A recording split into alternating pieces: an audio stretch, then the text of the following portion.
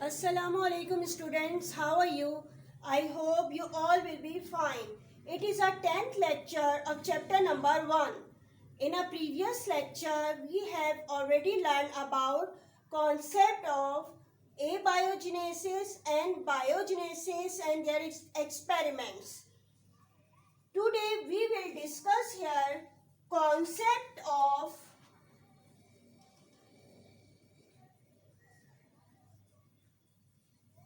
chemical and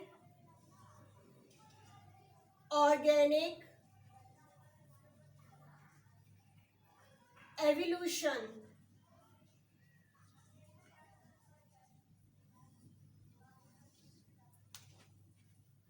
Now everyone open the book page number 19. Last heading concept of chemical and organic evolution. ठीक है, इसके बारे में आज हम पढ़ेंगे कि कॉन्सेप्ट किस चीज का, केमिकल एंड ऑर्गेनिक एवोल्यूशन के बारे में. इस जो ये टॉपिक है आपका, इसमें बताया गया है कि कैसे कि ओरिजिन ऑफ लाइफ कैसे हुई है. ठीक है, यानी कि लाइफ की ओरिजिन का ताल्लुक हिस्ट्री ऑफ अर्थ से है और इब्तिदाई जो किस्म का जो एटमॉस्फेयर है उससे होता है. यानी कि स्टार्टिंग में कायनात जो थी, पूरी हमारी वर्ल्ड, पूरी दुनिया जो थी वो कैसी थी, जो बहुत ज़्यादा हॉट थी और मैटर और एनर्जी में कोई डिफरेंस नहीं था. यानी कि पहले के ज़माने में कोई मैटर और एनर्जी में कोई डिफरेंस नहीं था. Almost 15 billion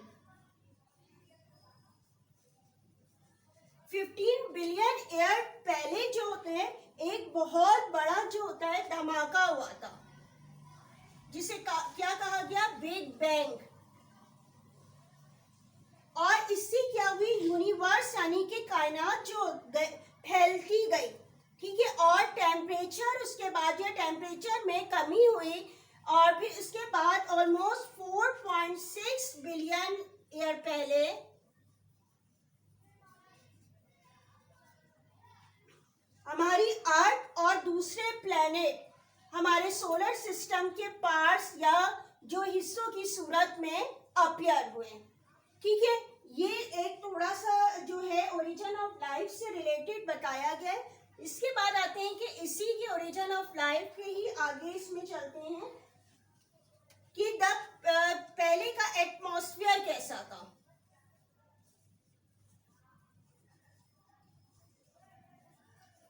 primitive atmosphere.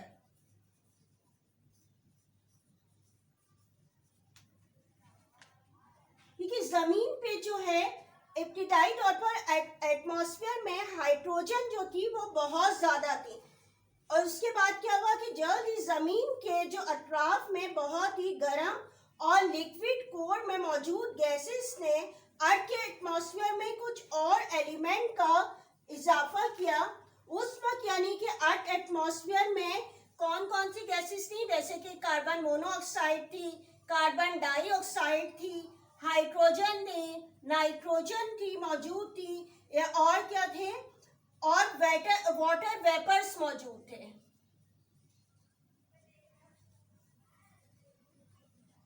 लेकिन फ्री ऑक्सीजन नहीं थी. क्या चीज, कौन सी नहीं थी, कौन सा एलिमेंट मौजूद नहीं था, यानी कि फ्री ऑक्सीजन जो है वो पहले बिल्कुल मौजूद नहीं थी. फिर कुछ टाइम और गुजरने के बाद एटमॉस्फेयर का टेम्परेचर क्या हुआ, आहिस्ता आहिस्ता कम हुआ. और इस कम होने की वजह क्या थी, कंडेंसेशन का प्रोसेस था. कंडेंसेशन का प्रोसेस आपको पता है क्या होता है, कि जब ये जो पानी नीचे मौजूद होता है वो क्या होता है, गर्मी की वजह से या कि सन लाइट की रोशनी की वजह से क्या होता है, इसके वेपर्स ऊपर की तरफ जाते हैं, यानी कि ठंडी सरफेस पे, आसमान पे जमा होते हैं और फिर क्या होते हैं, रेन की सूरत में वापस आते हैं. कंडेंसेशन का प्रोसेस क्या होता है कि on heating water vapour change into the water again. यानी कि हीट मिलने पर क्या होते हैं, वाटर वेपर चेंज हो जाए वाटर में अगेन, यानी कि नीचे से हीट हुई तो वाटर वेपर्स क्या हुआ, ऊपर की तरफ उठे और ऊपर की तरफ क्या हुआ, आसमान पे जो ठंडी सरफेस है वहां पे जो है वो वाटर वेपर चेंज हो गए वाटर के ड्रॉप्स में और फिर जो है नीचे की तरफ आए। और यही प्रोसेस जो है पहले हुआ कंडेंसेशन को और हैवी रेन्स हुए और फिर इस तरीके से ओशंस, लेक वगैरह जो है बने। ठीक है, इसके बाद आते हैं कि आगे क्या हुआ, लाइफ किस तरीके से बने। Formation of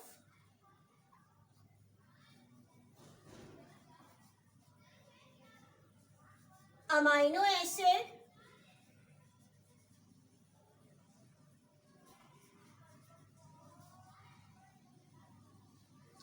and protein.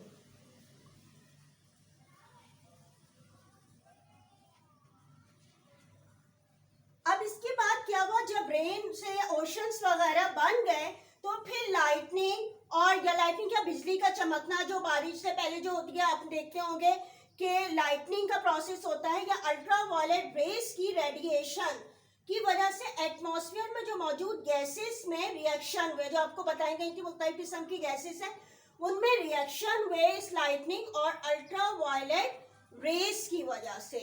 और इन रिएक्शन की वजह से क्या हुआ, ऑर्गेनिक मॉलिक्यूल की फॉर्मेशन हुई।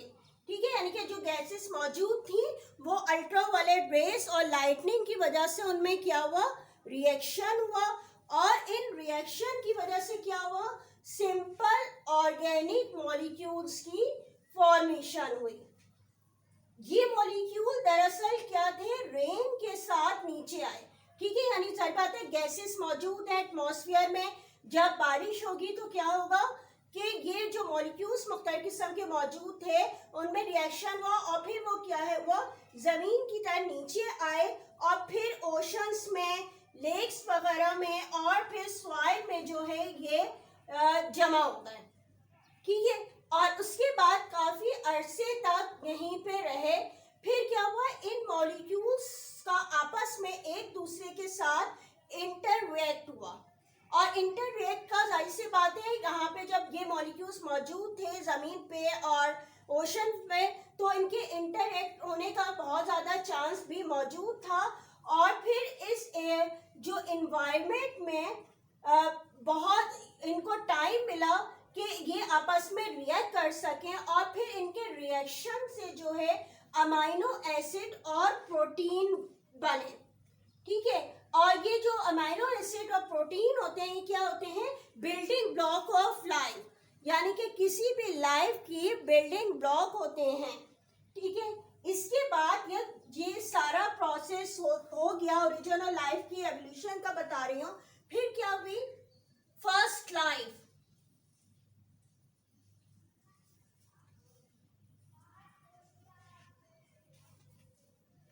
यानी कि शायद जिंदगी की जो इब्तिदा में सिर्फ जो है वो सिर्फ प्रोटीन का एक गोला या आरएनए की सूरत में अपीयर हुई, यानी कि लाइफ जो थी, यानी कि प्रोटीन की एक जो है गोले की सूरत में या फिर एक आरएनए की शक्ल में जो है वो अपीयर होती हुई नजर आई, जो कि अपनी जैसी कॉपीज बनाने की जो है सलाहियत रखते थे।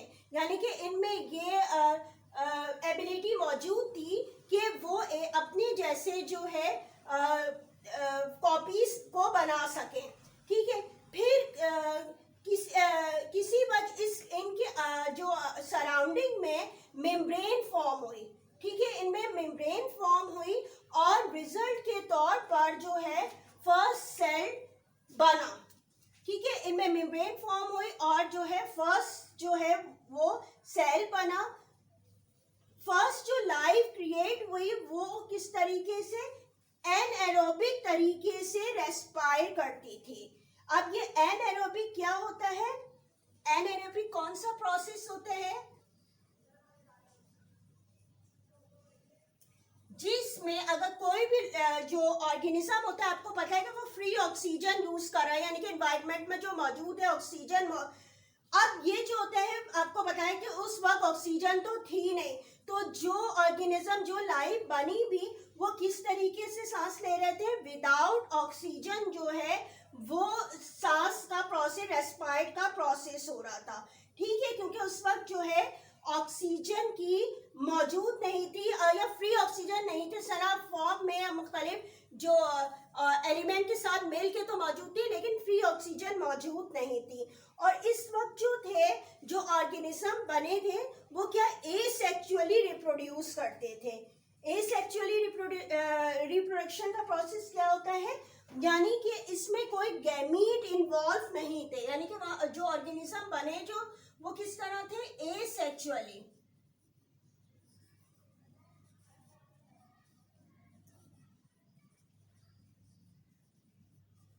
एसेक्सुअली रिप्रोडक्शन का प्रोसेस हुआ था, यानी कि उनमें गैमीट्स मौजूद नहीं थे, बल्कि क्या, जैसे कि एक कोई सेल है उससे ही जो है डिवीजन का प्रोसेस हुआ, और 1 से 2 बन गए, 2 से 4 बन गए, 4 से 6 बन गए, इस तरीके से उनमें डिवीजन होती गई। यानी कि उनके खुद ही जो पेरेंट सेल थे उसमें ही कुछ इस तरीके से या तो आउटब्रेथ हुई कि वो अपने पेरेंट्स से अलग होकर जो है न्यू इंडिविजुअल फॉर्म हो गया, यानी कि इनमें किसी किस्म के गैमीट्स इन्वॉल्व नहीं थे उस वक्त की लाइफ में। और इस तरीके से जो है जो उन्होंने बताया पहले कि जो फर्स्ट लाइफ या फर्स्ट ऑर्गेनिज्म बना होगा वो किस तरह का होगा, वो वायरस की तरह का ही ऑर्गेनिज्म होना चाहिए। और ये वायरस की तरह के ऑर्गेनिज्म होना चाहिए, क्यों कहा गया, क्योंकि यह जो है एक अंदाजा लगाया गया था। क्या किया गया था, ये एक अंदाजा लगाया गया था। अंदाजा किस तरह लगाते हैं, जो हमारे पास जो इंफॉर्मेशन होती है, यानी कि जो हमने अब इंफॉर्मेशन कलेक्ट की हुई होती है, तो इससे हम अंदाजा लगाते हैं कि पहले ये हुआ होगा, इस तरह की जो लाइफ होगी। तो जो है मुख्तलिफ जो साइंटिस्ट ने ये बताया था कि उन्होंने ये इंफॉर्मेशन जो अब उनके पास कलेक्ट हुई थी उससे इन्होंने अंदाज़ा लगा के बताया था कि ये जो पहले जो है वो वायरस की तरह का एक ऑर्गेनिज्म होना चाहिए, क्योंकि जो उन्होंने वायरसेस, बैक्टीरिया और डीएनए की जो डिवीज़न से जो मुतालिक हमारी जो मालूमात जो थी वो हासिल हुई है, अब उससे ये लोग अंदाज़ा लगा रहे हैं कि जो पहले जो लाइफ थी और उनमें ये सारा प्रोसेस हुआ, तो वो क्या, वो एक वायरस की तरह का कोई ऑर्गेनिज्म जो है वो होना चाहिए। इसके बाद आते हैं कि इसके ही आगे चलते हैं कि जब फर्स्ट लाइफ बने और उसके बाद क्या होगा।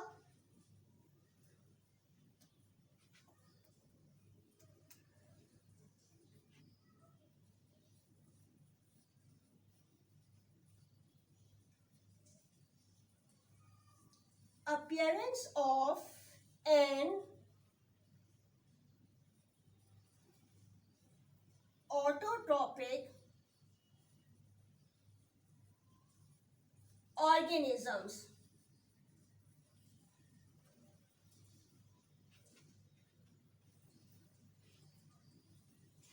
अब इस स्टोरी को अगर हम नेक्स्ट स्टेप देखें, ठीक है, अब ये जो आपको बता रही है पूरी, तो इसका अगर हम नेक्स्ट स्टेप देखें तो ऑटोट्रॉपिक ऑर्गेनिज्म का अपीयर होना है, ठीक है। अब ऑटोट्रॉपिक ऑर्गेनिज्म कैसे होते हैं, आप लोगों पहली क्लासों में भी पढ़ चुके होंगे कि ऑटोट्रॉपिक ऑर्गेनिज्म उन ऑर्गेनिज्म को कहा जाता है जो कि अपनी फूड खुद प्रिपेयर कर रहे होते हैं, ठीक है। यानी कि ऑटोट्रॉपिक ऑर्गेनिज्म कौन से होते हैं, जो कि अपनी फूड खुद प्रिपेयर कर रहे होते हैं। और ये जो प्रोसेस होता है इसको क्या कहा जाता है, जी हाँ, फोटोसिंथेसिस कहा जाता है।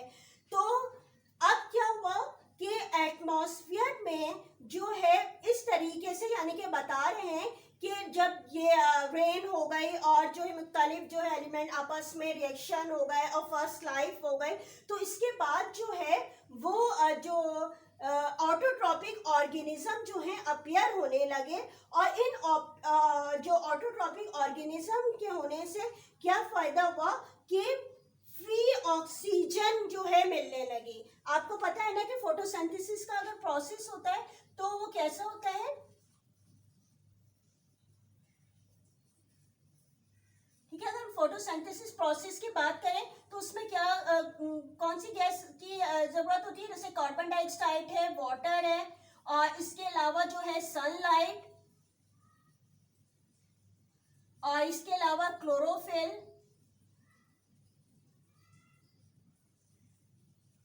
ठीक है। और क्या चीज फॉर्म होती है? ग्लूकोज फॉर्म होता है। और क्या चीज फॉर्म होती है? ऑक्सीजन गैस जो है वो रिलीज होती है, ठीक है। ऑक्सीजन गैस रिलीज होती है। तो अब ये यही बता रहे हैं कि जब ऑटोट्रॉपिक ऑर्गेनिज्म बने तो क्या हुए? फ्री ऑक्सीजन मिलने लगी, ठीक है। फोटोसिंथेसिस के प्रोसेस के जरिए ऑटोट्रॉपिक ऑर्गेनिज्म अपनी खुद फूड प्रिपेयर कर रहे थे, और जो पहले ऑक्सीजन की कमी थी शुरू में, तो फ्री ऑक्सीजन मिलने लगी। और जब फ्री ऑक्सीजन जब मिली तो इससे क्या हुए? डिफरेंट टाइप्स के फिर ऑर्गेनिज्म बनते गए और उनमें इम्प्रूवमेंट होती गई।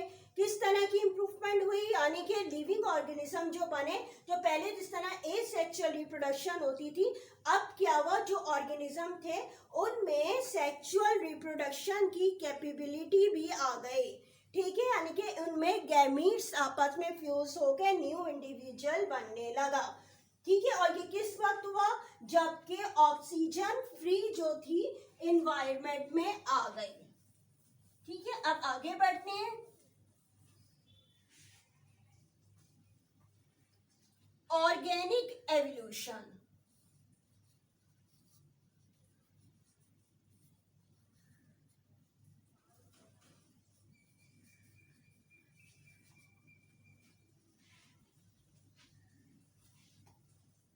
यानी कि लाइफ जो थी वो जो है gradually Aahista Aahista chemical changes की वजह से हुई, जो कि जिसे ऑर्गेनिक एवोल्यूशन कहा जाता है। अब ये ऑर्गेनिक एवोल्यूशन की जो थ्योरी थी, इसको लेमार जो साइंटिस्ट थे और चार्ल्स डार्विन भी एक साइंटिस्ट थे, इन्होंने भी सपोर्ट किया, ठीक है। और इन्होंने बताया, यानी कि जो दोनों साइंटिस्ट थे लेमार और डार्विन, इन्होंने भी इसको सपोर्ट किया और बताया कि न्यू ऑर्गेनिज्म दरअसल ओल्ड ऑर्गेनिज्म की चेंजिंग के स्टेप से गुजरने के बाद ही जो है वो बन रहे होते हैं। यानी कि जो ऑर्गेनिज्म पहले थे उनमें मुख्तलिफ किस्म की चेंजेस हुई और जो है न्यू ऑर्गेनिज्म बने। और इन चेंजेस की वजह उन्होंने ये भी बताई कि हो सकता है कि ये हेरिडिटी की वजह से भी हुई हो, ठीक है। हेरिडिटी क्या होती है? यानी कि पेरेंट्स से कुछ कैरेक्टर आप में आ जाना। तो ये बता रहे हैं कि ये जो न्यू ऑर्गेनिज्म फॉर्म हुए, ये या तो पहले वाले जो ऑर्गेनिज्म थे उनकी चेंजेस से हुए, या फिर ऐसा भी पॉसिबल है कि हेरिडिटी की वजह से हुए, यानी कि हेरिडिटी पेरेंट्स से जो है कुछ कैरेक्टरिस्टिक्स ट्रांसफर हुए और उनमें चेंजेस से जो है वो न्यू इंडिविजुअल जो है फॉर्म हुए।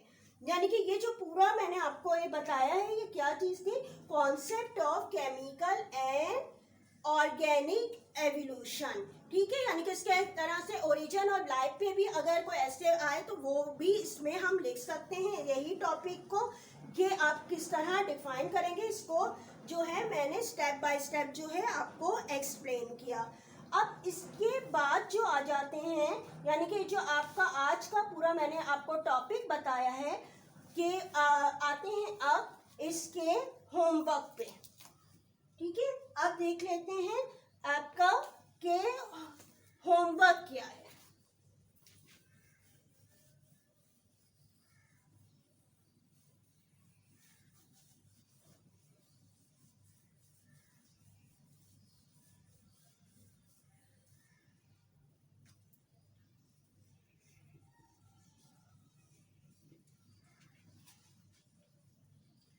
अच्छा, आप लोगों को मैं कितने क्वेश्चन करवा चुकी हूँ? जी हाँ, क्वेश्चन नंबर 18, ठीक है। क्वेश्चन 18 मैं आपको करवा चुकी हूँ। आज जो सिर्फ एक क्वेश्चन आपका है, क्वेश्चन नंबर 19। डिस्क्राइब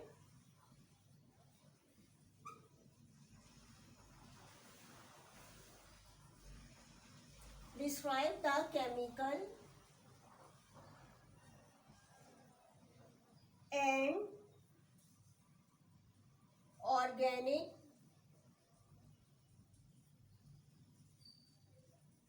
evolution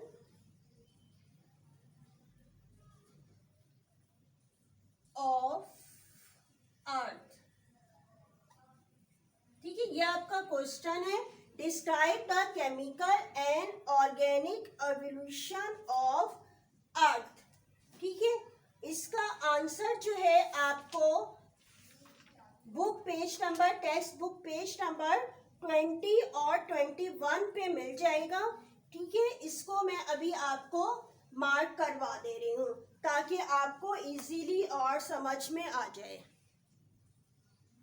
जी क्लास 9, अब जो है बुक के पेज नंबर आप ओपन कर लीजिए, टेक्स्ट बुक का 19 पेज नंबर। ठीक है, 19 पेज नंबर बुक जो है उसको ओपन कर लें और ये लास्ट हेडिंग जो आपकी है, सबसे पहले आप क्वेश्चन नंबर 19 जो मैंने लिखा है describe the chemical and organic evolution of earth. ठीक है, इसका आंसर है, आप हेडिंग डाल दीजिएगा यही concept of chemical and organic evolution. ठीक है, सबसे पहले तो ये हेडिंग होगी, इसके बाद 20 पेज पे आ जाइएगा। 20 पेज पे देखिएगा ये पैराग्राफ स्टार्ट हो रहा है यहाँ से, इन से। ठीक है, यहाँ से लेकर, ठीक है, आपने यहाँ से लेके सोलर सिस्टम, ठीक है, ये नज़र आ रहा होगा लिखा हुआ सोलर सिस्टम, यहाँ तक, यानी कि हेडिंग के बाद आप पहले लिख लीजिएगा। ठीक है, इसके बाद आप क्या करेंगे, सोलर सिस्टम के बाद आपकी साइड हेडिंग डाल दिएगा प्रिमिटिव एटमॉस्फेयर। ठीक है, ये प्रिमिटिव एटमॉस्फेयर को मैंने डार्क कर दिया पेंसिल से, ये हेडिंग होगी। इसके बाद आप क्या करेंगे कि प्रिमिटिव एटमॉस्फेयर का आप जो है वो आपने यहाँ से स्टार्ट करना है, प्रिमिटिव एटमॉस्फेयर से पूरा यहाँ से फॉर्मेशन ऑफ ओशन तक। ठीक है, आप चाहें तो इसको पॉइंट्स में भी इस बीच को वाले स्टेप को लिख सकते हैं, जहाँ जहाँ सेंटेंस कंप्लीट हो रहे हैं उसको पॉइंट्स में बना लें, और अगर आपको इजी लग रहा है पैराग्राफ में तो आप पैराग्राफ में कर लें। ठीक है, और अगर पॉइंट में जिसको इजी लग रहा है वो पॉइंट में बना लीजिए, यानी कि इसकी भी पॉइंट्स बन सकते हैं। इसके बाद देखिएगा नेक्स्ट हेडिंग पे ओशन तक आपने लिख लिया। ठीक है, इसके बाद है जो थंडर एंड लाइटनिंग, जहाँ से स्टार्ट हो रहा है, यहाँ पे मैंने एफ लिख दिया है। हेडिंग क्या आएगी आप नोट कर लें, formation of amino acid and protein. ठीक है, formation of amino acid and protein, ये हेडिंग ऐड कर लीजिए, और यहाँ से आप लिखिएगा अटेंडर से लेकर आपका जो होगा वो आ जाएगा यहाँ तक ब्लॉक ऑफ लाइफ। ठीक है, इसको भी आप चाहें तो पॉइंट्स में भी लिख सकते हैं और अगर चाहें तो पैराग्राफ में। इसके बाद आ जाएगी ये लास्ट पैराग्राफ पे। ठीक है, यहाँ मैंने साइड हेडिंग डाल दी है फर्स्ट लाइफ। ठीक है, फर्स्ट लाइफ अब स्टार्ट करेंगे यहाँ से, द फर्स्ट लाइफ से लेकर जो है आपने यहाँ वायरसेस तक। अब इसको भी चाहें, आप देख रहे होंगे मैंने ब्रैकेट में यानी कि पॉइंट्स में भी करके इजीली याद भी हो जाता है आसानी से, तो आप पॉइंट्स में लिख लें, अदरवाइज आप जो है पैराग्राफ लिख लीजिए। इसके बाद आ जाइए नेक्स्ट 21 पेज पे, appearance of an autotropic organism, यह हेडिंग आएगी, इसको आप यहाँ से यहाँ तक लिख लीजिएगा। इसके बाद जो है यहाँ आ जाइए इस पैराग्राफ में, ये मैंने हेडिंग आप नज़र आ रही होगी डाली है ऑर्गेनिक एवोल्यूशन। ठीक है, ये हेडिंग आएगी और दिस टेल अस से लेकर चार्ल्स डार्विन तक।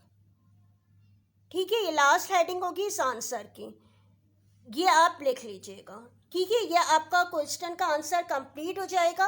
और ये ओरिजिन ऑफ लाइफ के लिहाज से भी अगर क्वेश्चन पूछा जाए तो उसमें भी आप ये लिख सकते हैं, और ये describe a chemical and organic evolution of earth, इसमें भी आप लिख सकते हैं। ठीक है, अच्छा आप देख लीजिएगा कि यहाँ पे जो बुक एक्सरसाइज दी गई है, जो फिलिंदा ब्लैंक्स हैं, ट्रू फॉल्स एमसीक्यूज, आपको पता है 9 में एमसीक्यूज आते हैं, फिलिंदा ब्लैंक्स ट्रू फॉल्स की फॉर्म में नहीं, लेकिन आपको फिल करना है, खुद से कीजिएगा आप इसको, क्योंकि आपको पूरा चैप्टर एक्सप्लेन किया गया है ताकि आपका कॉन्सेप्ट क्लियर हो। अगर ट्रू फॉल्स भी करें कॉन्सेप्ट क्लियर होगा तो आप एमसीक्यूज भी आसानी से कर सकेंगे। और मैंने आपको पहले भी बताया था कि जो है आप लोग जब मैं एक्सप्लेन करती हूँ तो साथ साथ अंडरलाइन करते रहा करें, क्योंकि ऑब्जेक्टिव कहीं से भी आ सकते हैं, सिर्फ ये बुक के पीछे वाले नहीं आते हैं। ठीक है, इसमें से भी आ सकते हैं, लेकिन ये कि सिर्फ यही नहीं आते, मैं नहीं कही सिर्फ इसी में से नहीं लिए जाते, कहीं से भी वो दे देते हैं। तो आप लोग पूरी तैयारी अपनी रखिए। और इसके बाद देखिएगा क्वेश्चन आंसर भी मैंने आप लोगों को ये वाले भी कंप्लीट, बल्कि इससे ज़्यादा आपको करवा दिए, ताकि कोई भी क्वेश्चन आपका बुक से पूछ लिया जाए, आपका आंसर हो। जिस तरह इसका सबसे पहला था साइंटिफिक मेथड का चार्ट भी मैंने ड्रॉ करवाया, उसके बारे में एक्सप्लेन भी करवा दिया था। इसके बाद जो साइंटिस्ट के जो कंट्रीब्यूशन थे मुस्लिम और नॉन मुस्लिम, उन सब के बारे में लिखवा दिया गया। इसके बाद आपको जो है ब्रांचेस ऑफ बायोलॉजी भी सारी लिखवा दी गए। इसके बाद एबायोजेनेसिस और बायोजेनेसिस की डेफिनेशन भी करवाई गई। और इसके अलावा इनके जो है एक्सपेरिमेंट भी मैंने सारे करवाए, बल्कि इसमें बायोजेनेसिस पूछा, मैंने एबायोजेनेसिस भी आपको करवाया, ताकि अगर आ जाए तो वो भी आप लिख सकें। और इसके बाद रीजन ऑफ लाइफ के लिहाज से जो ऐसे जो आज भी करवाया वो भी मैंने आपको करा दिया। इसके बाद मुख्तलिफ डेफिनेशन है, ये भी आपकी हो गई हैं। और इसी तरह जो लास्ट वाला था डिफरेंस का, इसमें भी आपको मैंने डेफिनेशन फॉर्म में लिखवाया इसके बारे में। और जब डिफरेंस आता है तो आपको पता है कि लाइन ड्रॉ क्या करें, और एक साइड पे जिस तरह बायोजेनेसिस, एक साइड पे बायोजेनेसिस, इसकी डेफिनेशन लिखें।